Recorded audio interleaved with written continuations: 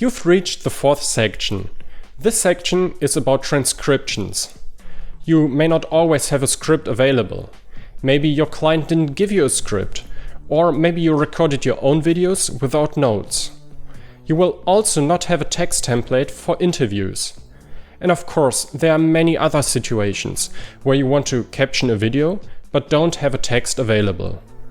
In this section, we will find out whether it is worthwhile for you to transcribe the video first and only then add captions, or whether you can simply skip the transcription.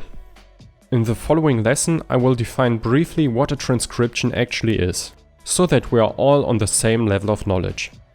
Next, I'm going to present you reasons that speak for a transcription, but I will also discuss when you can skip the transcription. You can see this video as a motivation for and guide to transcription. Afterwards, I will briefly introduce you to the opposite direction, meaning how you can convert captions into plain text, which is basically a transcription. Among other things, we will take a look at an online tool for this purpose.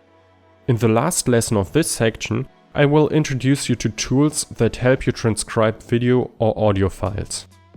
After this section, you will be able to decide for yourself if you need a transcription or if you can start with captions directly. You will be able to use the presented software yourself and transcribe your videos on your own. Keep in mind that this lesson is not an in-depth course about transcribing. It just gives you an overview of the topic and makes it easier for you to get started with transcribing. I wish you a lot of fun and success with the next 3 lessons. Remember that you can contact me at any time if you have any questions or comments.